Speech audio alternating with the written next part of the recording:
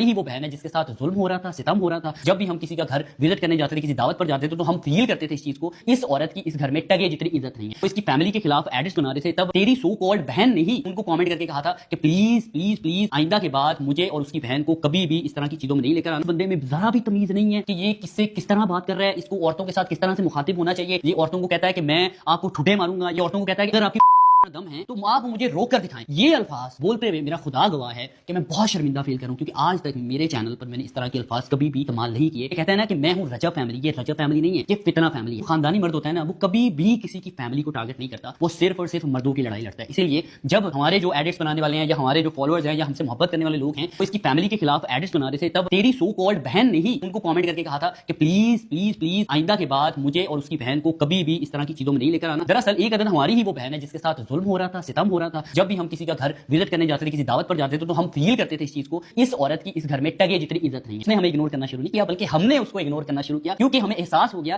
कि जिसके साथ हम रिश्ता निभा रहे हैं उसकी तो इतनी औकात ही नहीं है, वो तो इतने कैलिबर का मालिक ही नहीं है, वो तो इतना गंदा, इतना बदबख्त है कि जिन सब्सक्राइबर्स को वो अपनी फैमिली बोलता है, वो पैसों के लिए उनके इमोशंस को उनको किसी भी तरह से बेच सकता है। फिर मैंने सोचा कि इससे ना मुझे किनारा कशी कर लेनी चाहिए, क्योंकि ये फितना है। अब मैं इसको फितना क्यों बोलूं, क्योंकि कभी ये मजहब की तौहीन करता है, कभी ये शिया सुन्नी इख्तलाफ पैदा करता है, कभी ये किसी की लड़ाई करवाता है। तुम लोग यकीन मानो, तुम लोग मेरी इस बात के साथ 100% मुत्तफिक हो गए कि जब से ये बंदा सोशल मीडिया पर आया तब से बिल्कुल सुकून नहीं है। यार क्या सारे के सारे कंटेंट क्रिएटर ही बुरे हैं, सिर्फ और सिर्फ ये शख्स ही अच्छा है? ऐसा बिल्कुल नहीं है, बल्कि ये शख्स ही सिर्फ एक ऐसा फितना है जो जिसके साथ बैठता है उसी को काटता है। क्लियर करता चलूं कि फितना फैमिली, मैं इसके चैनल को और इसको कह रहा हूं, ठीक है, और मैं किसी ऑडियंस को मुखातिब नहीं कर रहा फितना कहकर, क्योंकि उनका बेचारों का कोई कसूर नहीं है। वो 15-15, 16-16, 12-12 साल के बच्चे हैं जिनको अभी शऊर नहीं है कि उनको ये पहचान हो सके कि गलत कौन है और सही कौन है। ये सिर्फ और सिर्फ अपनी बदमाशियों का कल्चर दिखाकर और अपने घर की खवातीन को इंसल्ट करके बताना और सिखाना उन बच्चों को ये चाह रहा है कि मर्द असल में इस तरह का होता है, लेकिन मर्द असल में इस तरह का नहीं होता। मर्द बहुत पोलाइट होता है। मर्द अपनी बीवी, अपने बच्चों, अपने वालिदैन, अपने बहन भाई, अपने दोस्तों की इज्जत करता है और उनसे इज्जत करवाता भी है, ना कि उनके साथ बने हुए अपने तमाशों को सोशल मीडिया पर दिखाता है। पिछले दिनों मैं सोशल मीडिया पर देख रहा था कि ये अपनी वाइफ को कह रहा होता है कि इनकी तो शादी भी मैंने खुद कोलैब कर करके करवाई है, इनके पास तो पैसे ही नहीं थे। वो मेरी जान है, तेरी इतनी औकात ही नहीं थी कि तू अपनी शादी भी कर सकता। तेरी शादी के कपड़े, तेरी वाइफ का मेकअप, तेरी वाइफ के कपड़े, ये सारी की सारी चीजें हमने तुझे कोलैब में दिलवाई थी और तुझे पैसे भी दिलवाए थे। 16 लाख रुपया एक जगह से हमने तुझे दिलवाया था और तरले कर करके दिलवाया था कि यार ये एक यूट्यूबर एग्जिस्ट करता है, प्लीज इसके साथ कोलैब कर लो, इसको इस वक्त पैसों की जरूरत है, इसकी शादी है। खासकर तेरा जब निकाह भी था ना, तब भी मेरी वाइफ का ये वॉइस नोट पहले तुम लोग सुनो।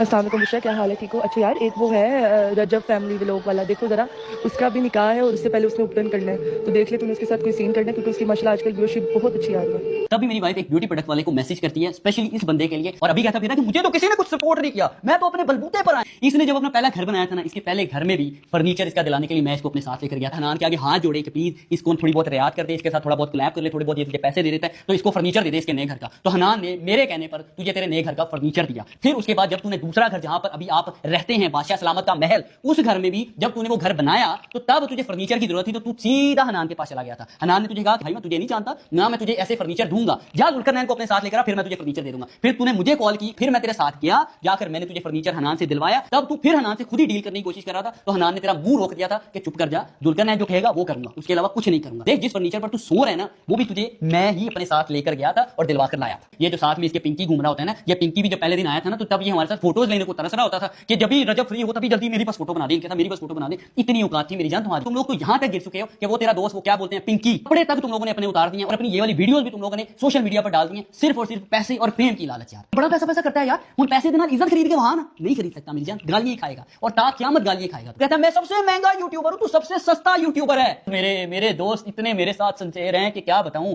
और मेरी जान है, तू हमारे तरले करता था कि मेरे दोस्तों के पॉडकास्ट कर लूं। मैं यहां पर जो भी बात कर रहा हूं विद प्रूफ कर रहा हूं, मेरे पास एक एक चीज का प्रूफ पड़ा हुआ है। तू कितना सगा है अपने दोस्तों के साथ, और तेरे दोस्त तेरे साथ कितने सगे हैं कि तेरे दोस्त जो अभी रिसेंट ब्लॉग में जिसमें तू औरतों के लिए बुरे अल्फाज यूज कर रहा था ना, उसी रिसेंट ब्लॉग में तेरा एक दोस्त बैठा हुआ था जो कह रहा था कि रजब भाई तू बड़ी जल्दी किसी पर एतमाद कर लेते हैं। वो तेरा दोस्त और एक और तेरा दोस्त, उसी का ही पुराना दोस्त, वो मेरे पास आकर बैठे हुए थे और तेरी इतनी इतनी बातें वो मुझे बताकर गए थे। तुझे मैं यहां पर अगर सुनानी शुरू करूं ना, तो तन्नू भी पता लग जाए कि किन्ने हो तेरे सगे ने, और उसके बाद तेरी अगर बातें मैंने उनको अभी यहां इसी प्लेटफॉर्म के जरिए सुना दी ना, तो उनको भी पता चल जाएगा कि तू उनका कितना सगा है, क्योंकि तूने भी मेरे साथ उनके मुतालिक बातें की हुई हैं। तेरे दोस्त आकर जब मुझे बताते थे ना कि ये तो हमें यूट्यूब का व्लॉग नहीं करने देता, क्यों? क्योंकि इसको लगता है कि अगर हम व्लॉग करेंगे तो इसके व्यूज कम हो जाएंगे, ये भी पैसा कमा लेंगे, ये मेरे बराबर आ जाएंगे। तो ये निहायत ही घटिया और लालची आदमी है, मैं सिर्फ और सिर्फ अपना गुलाम बनाकर रखना चाहता है, ये हमें आगे बढ़ता हुआ नहीं देखना चाहता। ये तेरे दोस्तों के अल्फाज हैं। कह रहा था ना कि वो छोटे छोटे इवेंट करते हैं, मुझे इनके स्टैंडर्ड का पता चल गया था, इसलिए मैंने कहा कि यार अब इनसे मुझे रिश्ते ही तोड़ना पड़ेगा, क्योंकि मैं इनके छोटे छोटे इवेंट नहीं अटेंड कर सकता। मेरी जान तेरी औकात ही नहीं है कि तू हमारे इवेंट ना अटेंड करता, हम तुझे बुलाते ही नहीं है। सही है, इतनी तेरी औकात है। पिछले 1-1.5 साल से हमने तुझे इग्नोर करना शुरू किया है, जब से हमें हमें